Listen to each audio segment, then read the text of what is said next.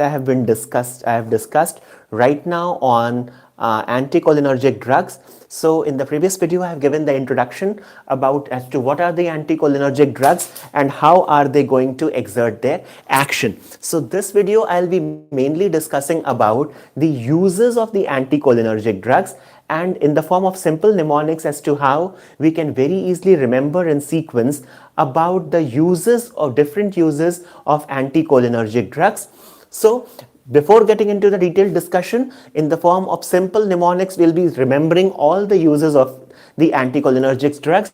So students, one thing what you should bear in mind is that these anticholinergic drug, the prototype drug of the anticholinergic series, it is the atropine, and these anticholinergic drugs, they are also called as the parasympatholytics or the sympathomimetic. Why? Because these drugs, wheresoever they are going to act, they are going to cause the losses of the parasympathetic activity, and they are going to allow the sympathetic system to become more dominant. So whatever are the symptoms what are associated to the sympathetic activity, these anticholinergic drugs, they are going to give a similar response to the sympathetic stimulation of the body.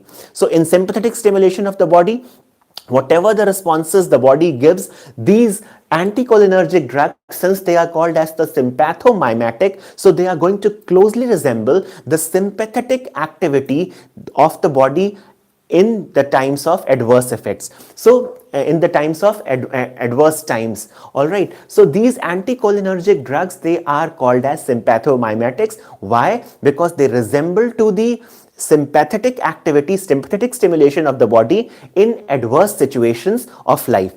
And they are also called as parasympatholytics. Why? Because they are going to decrease the parasympathetic activity. So students, without much delay, let's start up with the uses. And the uses of the anticholinergic drugs can be very easily remembered if we just remember the alphabets from A to A, B, C, D, E, F, G. So in the form of a simple mnemonic, we can very easily pen down in sequence just by remembering the letters A, B, C, D, E, F, G. We can just pen down in sequence as to what are the uses of the anticholinergic drugs. So students, starting with the first is the anti-secretory. So this anticholinergic drugs, they are going to exert their effect by decreasing the nasal and the bronchial secretions, and they are going to decrease the salivation, the lacrimation, and the sweating. So this decrease in the nasal and bronchial secretions, they are ultimately is going to help the body in allergic and in inflammatory diseases. So during an allergy, when there is allergic rhinitis is there, or when there is due to an secretion, the bronchial secretions are there. So these allergic and inflammatory diseases, they are going to cause irritation to the nasal mucosa, to the bronchial mucosa. So these anticholinergic drugs, since they are going to decrease the nasal and the bronchial secretions, so therefore they are used in the treatment of the allergic and the inflammatory diseases. The next A refers to the antispasmodic.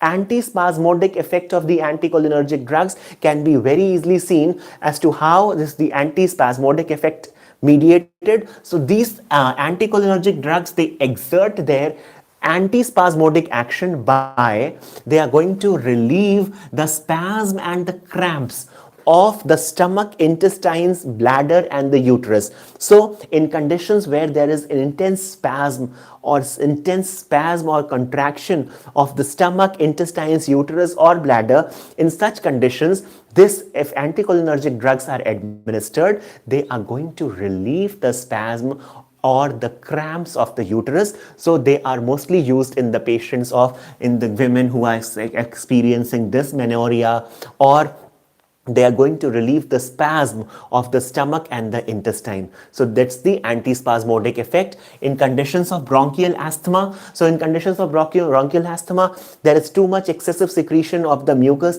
in the bronchioles. So this in bronchial asthma also, these anticholinergic drugs are the drugs of choice. Next effect, the C is going to refer to, since the cycloplegic effect can be seen as. So this cycloplegic effect of anticholinergic drugs is very widely used in the refractive eye testing. So in refractive eye testing, used in the treatment of the iritis, in relieving the ciliary spasm. And what this cycloplegic effect of this anticholinergic drug is, that they produce papillary dilatations. They are going to cause the papillary dilatation. And examples for this cycloplegic action of anticholinergic, most commonly drugs what are used is the atropine and the tropicamide. The next C is referring to the cardiac vagolytic. So these anticholinergic drugs, they are going to inhibit the action of the vagus nerve. They are going to inhibit the action of the vagus nerve on the heart, and hence they are going to improve the conduction via the AV node by decreasing the vagal tone. And once the vagal tone is decreased, that will lead to an increase in heart rate, and therefore there is an increase in cardiac output. So therefore the anticholinergic drugs, they are the drug of choice in the treatment of bradycardia, in the patients who are suffering from bradycardia. So they are the drug of choice is the anticholinergic. The next, in the conditions of diarrhea, since they are going to relieve the spasm, the contractions of the intestine, so the antispasmodic effect of the anticholinergics makes use in the treatment of diarrhea in the patients of dysmenorrhea, because these antispasmodic effect can be elicited. So if there is intense cramps occurring during the menstrual bleeding, so in the conditions of dysmenorrhea where there is painful menses, the anticholinergic drugs becomes the drug of choice. Next we have in the conditions of eye. Just now we have seen that anticholinergic drugs, they find their uses in the refractive eye testing, in the conditions used in the treatment of iritis, in relieving the ciliary spasm to produce the papillary dilatations. So basically there is topical use of these anticholinergic drugs in the treatment of iritis and choroiditis. And the next important, the condition, that is the E, which is referring to the pulmonary embolism. So in conditions of pulmonary embolism, these anticholinergic drugs, they benefit by decreasing the evoked reflex by embolism. So if an embolus is there in the pulmonary, in the lung region, so that embolus is going to evoke an inflammatory response. That embolus is going to cause secretions in the pulmonary, on the lungs. So ultimately these anticholinergic drugs, they benefit by decreasing the secretions which is evoked by the reflexly by the embolus. So this, in pulmonary embolism also, the anticholinergic drugs becomes the drug of choice. Next, in relieving urinary frequency and urgency. So there are certain patients where they have a constant urge for urination, or in situations where there is an overactive bladder. So such patients, they're having the term what is called as the urge incontinence. So urge incontinence means the patient wants that there is a desire constantly maintained in the bladder, that the patient wants to run to the washroom to discharge the urine. So in the treatment of overactive bladder, this anticholinergic drugs are being used, because this is going to ultimately help in the urinary retention by increasing the tone in the prostate and the bladder neck. So in patients who have a very active, overactive bladder is there, and they have a constant urge, urinary incontinence is there, urge incontinence is there. So this anticholinergic drugs, they are helpful in relieving the urinary frequency and urgency in such patients. They are going to cause urinary retention, and ultimately this will help such patients in relieving the urinary frequency and urgency. And last but not the least, that is the G. So A, B, C, D, E, F, G. In the patients of gastritis, since the anticholinergic drugs, they are going to decrease the secretions what are there from the stomach, that is the HCl. So ultimately they are going to exert their protective action in the treatment of ulcer or stomach ulcers, as well as in gastric hypermotility. Since this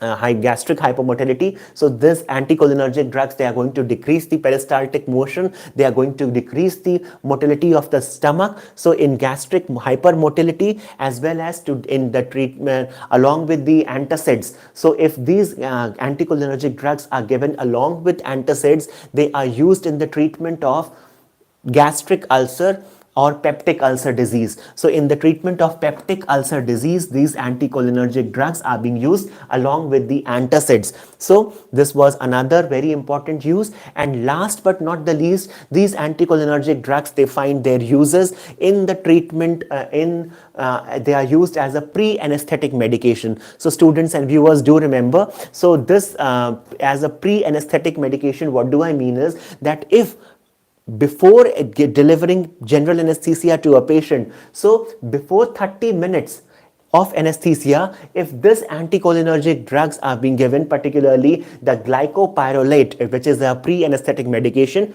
if it is administered 30 minutes before delivering anesthesia, they are going to cause decrease in the salivary and the respiratory secretion, that is ultimately going to prevent the laryngospasm.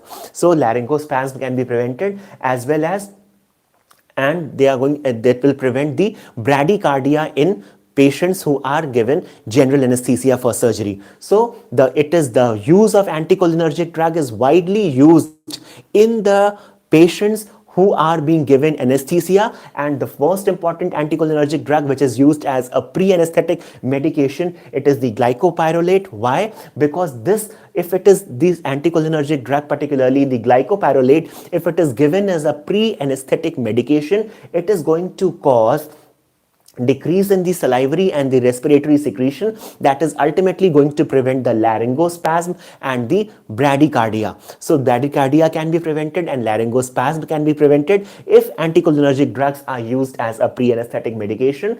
And apart from this, it has an additional bronchodilator action. So students and viewers, this was a very short discussion where I have given you in simple terms, in simple mnemonics, just by remembering the alphabets A, B, C, D, E, F, G, and lastly the pre-anesthetic medication. So just we can very easily remember, if we just remember the A, B, C, D, E, F, G, we can very easily pen down in sequence the uses of the anticholinergic drugs in the professional exams. So students, do remember the A is referring to the anti-secretory and the antispasmodic action, the B is referring to the bronchial asthma, the C is referring to the cycloplegia, the C stands for the cardiac vagolytic, the D stands for the diarrhea and dysmenorrhea, E stands for the eye and the pulmonary embolism conditions, and the F is referring to the frequent urination and urgency, and lastly the G is referring to the gastritis and the gastric hypermotility. Students and viewers, if you still have any queries or comments, you are most welcome to comment me in the comment section.